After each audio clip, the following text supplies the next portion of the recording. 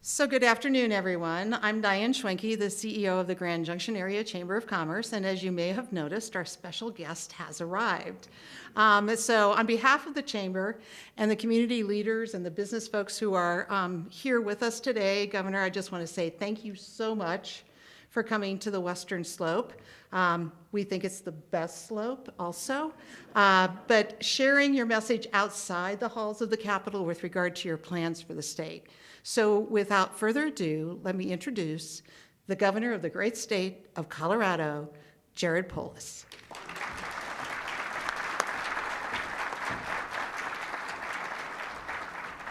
Thank you, Diane. It is a great pleasure to be with you here in beautiful Grand Junction to share with you some of our vision for the state and where we need to go.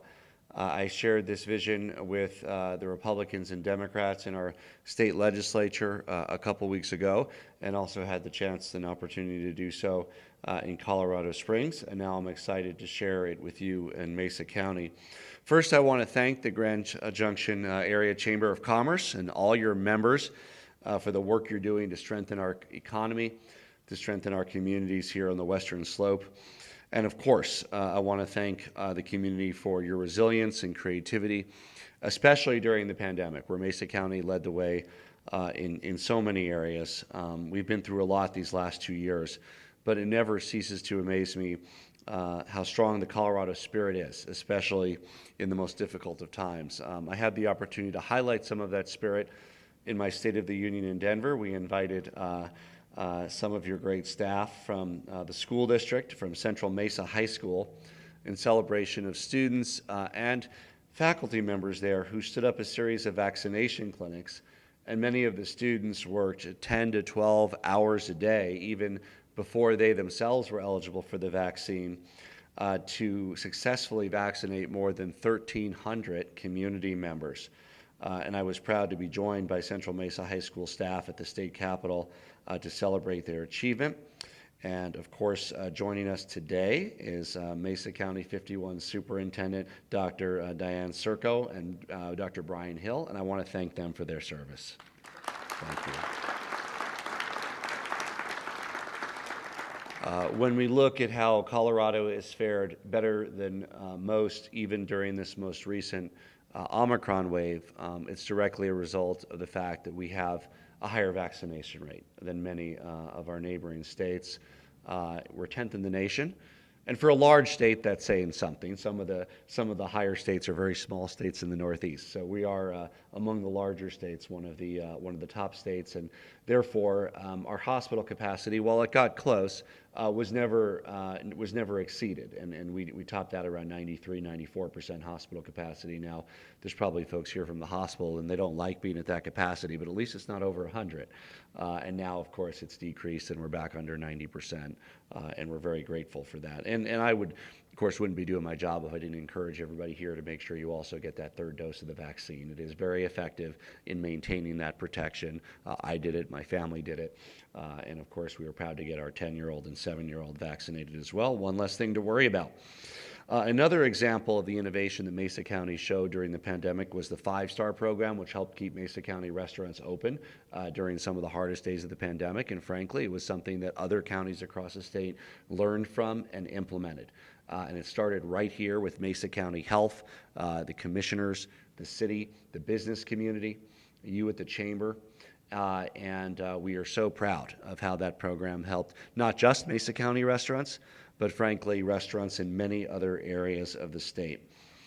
Of course, we also know that this area was affected by Mesa County, one of the 3 largest wildfires in the history of our state in the summer of 2020, and of course, the devastating mudslides that restricted access to the area, closed Highway 70 for several weeks. We are joined by our Colorado Department of Transportation Executive Director, Shoshana Liu. Shoshana? Who worked tirelessly to get Glenwood Canyon open, which we did ahead of schedule with some innovation and thoughtful engagement with the contractors. We were able to minimize the closure time there.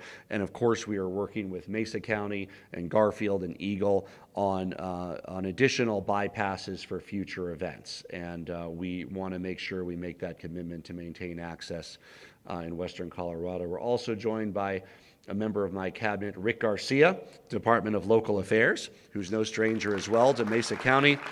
He supports a lot of the activities of both the county, the city, affordable housing developments, including here in Grand Junction, and we're excited to have him join us as well here in Grand Junction. You know, it's in the spirit of resilience and strength that we showed from the fires, from the pandemic, from the mudslides, that really make me more confident about the future of Mesa County and the future of Colorado. It's why we're doubling down in our commitment to save Coloradans and individuals. Coloradans' money, continue to have a strong environment to help our small businesses grow and improve affordability. I'm proud to say that Colorado's economy is recovering faster than stronger than most of our neighboring states. We continue to add good-paying jobs. In fact, one of the biggest things we hear in Mesa County, in the high country, in the Front Range, is many businesses are doing so well they can't find enough people to hire. But the good news is the customers are there, and it all flows from that. And obviously, we're also committed to addressing those workforce issues that we face. But this has been a tough 2 years, and we know that Colorado is an amazing place to live. But we want to make sure that we can save people money wherever they can and make sure that people can hold on to more of their hard-earned money. And that's not a new idea for my administration by any means. Since coming into office, we've taken enormous steps to save people money on everything from healthcare, where we passed the bipartisan reinsurance program, which reduced healthcare premiums here in Western Colorado by over 30% in the exchange. That's for everybody who doesn't get it from their employer. Brought down rates 30%. 2 cuts to the income tax. We reduced the property tax assessment rate for property taxes. And we are also excited to continue to reduce costs by preventing increases in driver's licenses, reducing vehicle registration fees by $11.50 per vehicle, and making sure that there are no new fees in the next year on gas. And because our revenues are strong, I'm also proud to say that families will receive a tax refund of $74 this year from the state. And next year it gets even better. We're anticipating that that refund will be over $400 per family, and an additional income tax cut, cutting the income tax by 1.1% more. Many of you know that I'm an entrepreneur, a businessman. I started several small businesses, created hundreds of jobs, and that's why I'm also particularly excited to foster Colorado's strong entrepreneurial spirit. We want to make sure that entrepreneurs can cut through the red tape, and one of our proposals that we look forward to working on is making it free for any Coloradan to start a business, free to incorporate, free to start an LLC. Now look, that doesn't cost a lot. I think it's $75 to incorporate, but you know what? If you only have $400 or $500 to start your business, $75 is a lot of money. And we want that $75 to go for you getting the tools you need to succeed in your business rather than just some filing fee at the state of Colorado. It's not just about fostering a strong environment for new business. We all want to strengthen the businesses we already have. One of the key things we're able to achieve with regard to tax reform is eliminating the requirement for tens of thousands of small businesses in Colorado to have to file or pay the business personal property tax.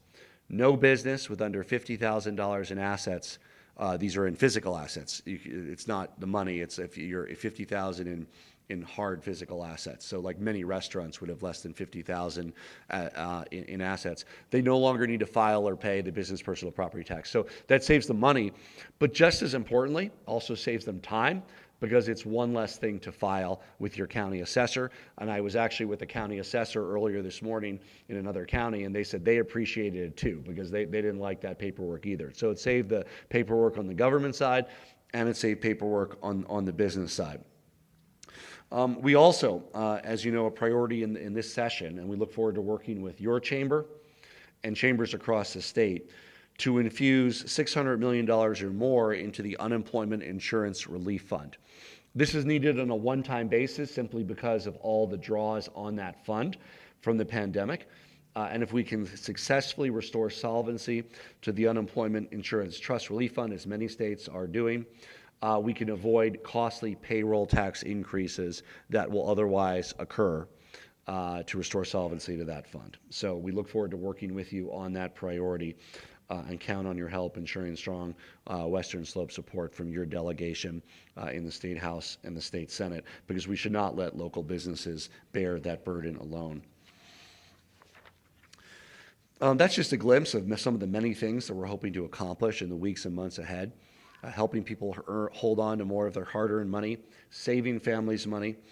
And saving families money is also about how we can improve child care and early childhood education in the state of Colorado. Because if you ask families with kids what their biggest cost is, right after health care and rent or mortgage will come their kids. We are excited that in my very first year in office, we got free full-day kindergarten through, and we're very excited that Mesa 51 is doing a terrific job offering that. And the voters approved, with more than 2/3 of the vote, our universal preschool program. And I have to say how great it was to see counties across our state, Mesa County, Denver County, El Paso County, red, blue, rural, urban, all speaking with one voice that yes, kids should be able to go to preschool. And we look forward to working with community providers and school districts to save parents upwards of $1,000 a month on preschool bills. Now, we look at preschool and kindergarten fundamentally as a benefit for the kids, which it is. My kids had it, some of yours might have, and that's okay if you had a parent at home and your kids didn't need it and you got them the early childhood education there, that's fine too. But for many kids, it helps prepare them for success. But it's also about more than just the kids. It's also about saving their parents money, and it's also about today's workforce, freeing up single moms to be able to work, two-parent households for both to be able to earn money to put food on the table and support their family. We passed in 2020 $45 million in emergency relief to expand child care and early childhood support, and we look forward to continuing to increase that investment to make Colorado more livable, to prepare our next generation of kids for success, and to benefit the workforce, especially women in the workforce today and tomorrow. I'm also particularly excited that we are investing in our public schools. Our new budget proposes an over 8% increase to school funding in the state of Colorado. Now, what does that mean? That means for a class of 25 kids, an increase of about $13,000. It's the biggest increase that has occurred as long as our folks looked up the books and as long as they could find. I'm sure, maybe 100 years ago they had a bigger one, I don't know. But at least for the last 20 years, this is the biggest increase that we've had in public education investment. And with our local control, it's up to school districts how best to deploy that. That is usually a combination of improving teacher salaries, reducing class size, maybe at some schools restoring programs that might have been cut, like the arts or other things for budget reasons.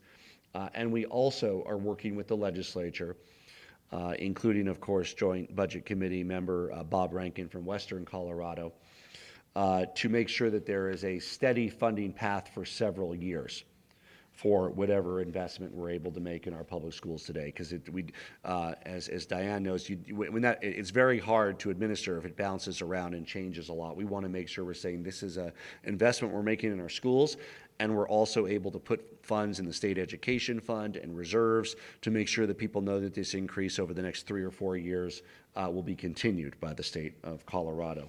And it is my commitment to you that we will. We're also hoping to lead by renovating state facilities, including higher education facilities to have on-site daycare, both for their own faculty and staff, as well as for students who want to be able to continue their education even if they have a young child. Colorado is truly in the midst of a workforce transition, as is the rest of the country. And the old traditional ways don't always work in the new economy. Today's workforce must be agile, which means focusing on skills-based education. We have to recognize that learners are of all ages. They're, of course, youth, but they're also people mid-career transitioning to another sector, people who want to upskill or reskill in the middle of their career, perhaps even several times over their lives. I'm proud to say that Mesa County is helping to lead on that front. We want to take some of the models here and help scale them across the state. Not only has there been great success collaborating across industries, including education in Mesa, the business community, workforce centers, but you were also one of the first pilot sites for career-wise apprenticeships for youth, as we look forward to finding meaningful apprenticeship opportunities for high school students to be able to successfully enter the workforce with a good job and get on-the-job skills and learning while they remain in school. Apprenticeships are really a key aspect of helping Coloradans get the skills they need to fill the jobs of the future, and of course, from the company's side, helping to make sure that the needs of tomorrow's workforce is met. We're looking forward to expanding access to work-based learning opportunities, apprenticeships, navigational services, supporting job seekers that might not have the digital skills to initiate their own employment searches. We're also looking to invest in Coloradans seeking in-demand credentials at our community colleges and our technical colleges. And as you know, Colorado Mesa University is somewhat unique in being both a college and a community college. And I'm proud to say they're partnering with St. Mary's and Community Hospital to grow the number of healthcare professionals in the Grand Valley, something that is really needed at this time. Specifically, they're working together to expand clinical slots and boost the number of trained nurses, resulting in a third of the graduating class finding employment each year in the Grand Junction community, retaining them right here to help meet tomorrow's workforce needs. We need more examples like this across the state of this kind of collaboration between school districts, community colleges, vocational training centers, to really make sure that we are prepared to meet the workforce needs of tomorrow and that we're equipping individuals with the skills they need to thrive in tomorrow's economy.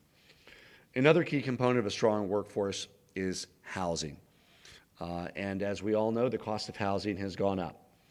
It's often priced people out of neighborhoods, made people live further from where their jobs are, therefore leading to longer commutes and more traffic, and the need for more public investment in roads.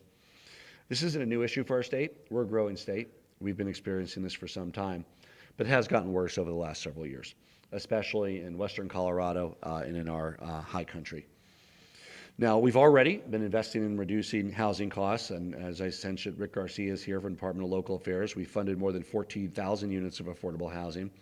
But my administration is excited to partner with Republicans and Democrats in the legislature to use the historic one-time funds that we've received through the American Rescue Act and through our prudent budgeting practices at the state to be able to leverage that into additional housing opportunities across Colorado. So right now, we are looking forward to delivering on really making a transformational change in housing supply here in Colorado. And that means projects like mixed income apartments that are being planned right nearby in Fruita.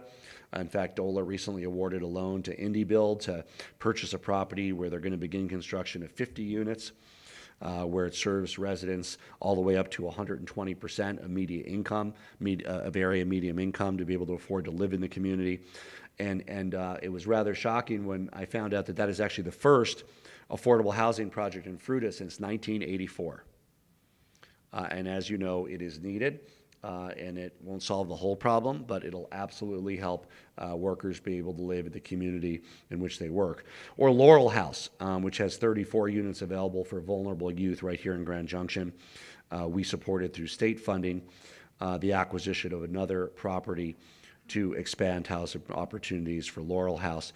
And we really treasure our collaborative relationships with local governments and community leaders to maximize the impact of these one-time funds. So when the state is stepping up, it also means that we hope to be in a role where we can match cities and counties that are also stepping up to meet the affordable housing needs in our community.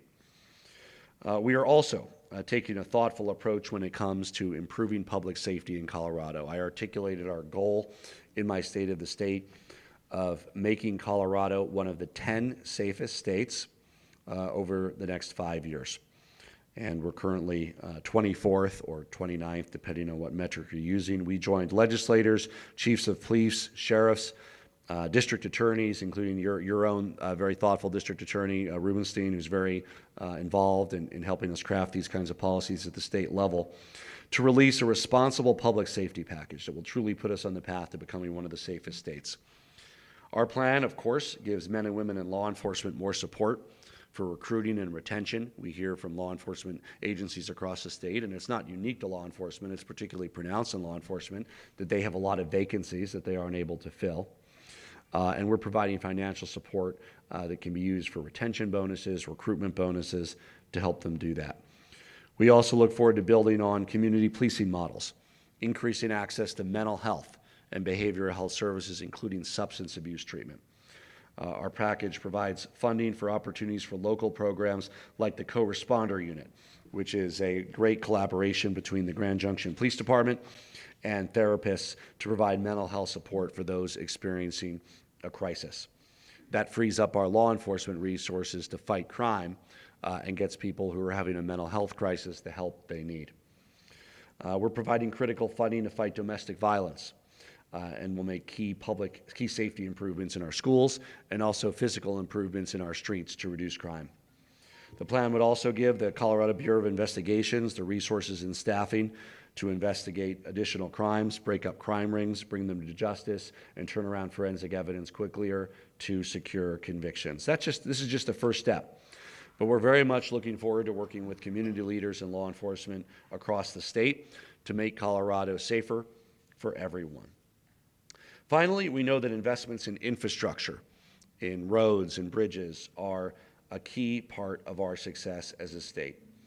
In 2021, with support and funding from the historic transportation package launched last year, Colorado Department of Transportation completed 117 projects, and I'm proud to say paved 622 miles of rural roads, the most in recorded history, and more than 100 projects are out for bid this year.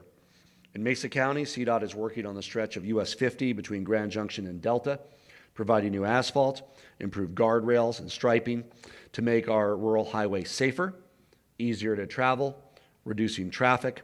The project will resume in April, and we expect it will be done by June. We're also making improvements along I-70B east of 1st to 15th Street, including a new transit lane, a new bus stop locations, a bicycle and pedestrian path that helps connect multiple trails with city bicycle corridors, and also creating a centralized mobility hub to help further drive economic growth, improve safety, and provide more options to commuters, to residents, and to visitors.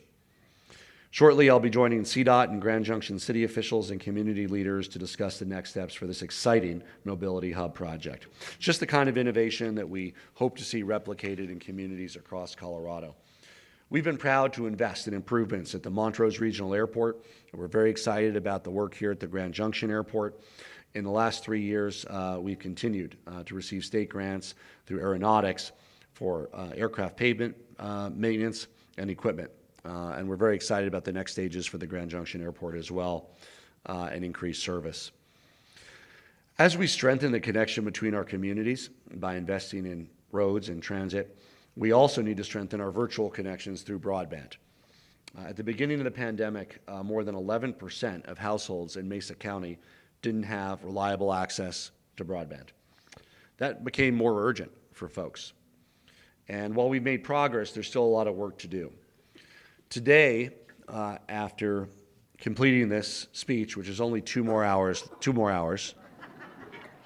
I will be signing a executive order that sets in place the ambitious goal of connecting over 99% of Colorado households to high-speed broadband in the next 4.5 years. And we're going to get it done, and we articulate the way we're going to do it. It wouldn't be fair of me not to also point out that we couldn't achieve this lofty goal without the help of the bipartisan infrastructure package that passed United States Congress, that it provides some of the funding along with state funding and coordination to get this done. We direct our Colorado Broadband Office to coordinate the various state agencies working together to ensure that we achieve this goal on or ahead of schedule. Stronger broadband access means a stronger economy. It means more flexibility for businesses and workers to live and locate anywhere in our great state. It bolsters recruitment and retention efforts. It's also strengthens public safety and lessens the strain on infrastructure. And yes, it saves people money, especially in those rural areas. For example, we know that healthcare providers are often limited in rural areas, and it can be very expensive to travel, sometimes hours, to get care. Lost time, lost wages, gas. Access to telehealth is a critical way that we're working to save Coloradans money on healthcare, and you cannot do that without broadband. I'm proud of the investments that we are making, and we will achieve our goal of over 99% of Colorado households connected in the next 4.5 years as we lay the groundwork to close existing gaps and support economic growth. To sign this broadband EO, I'm happy to invite Grand Junction Mayor Chuck McDaniel, County Commissioner Cody Davis, and Chamber CEO Diane Schwenke to join me as we sign this EO. It's a statewide EO, but we wanted to sign this, of course, here in Mesa County today.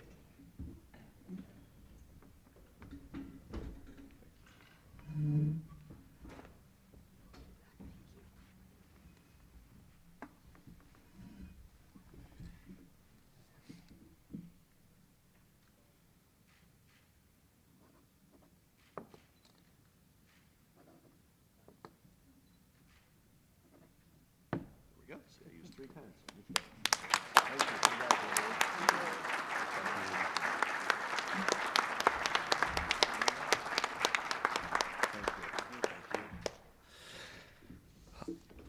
We have a very exciting opportunity.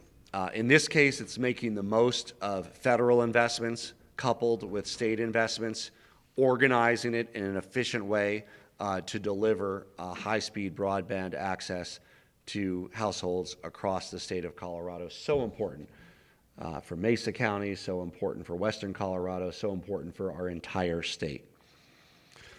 I know that the Chamber is focused on supporting the business environment here in Grand Junction, in Mesa County, and across Colorado. I wanted you to know that we are right there beside you to help make sure that Colorado stays one of the best places to do business in the entire United States. Together, we can save Coloradans money, we can strengthen our local businesses, the backbone of our community, and yes, we can protect the Colorado way of life. Thank you, God bless Colorado, and God bless the United States of America.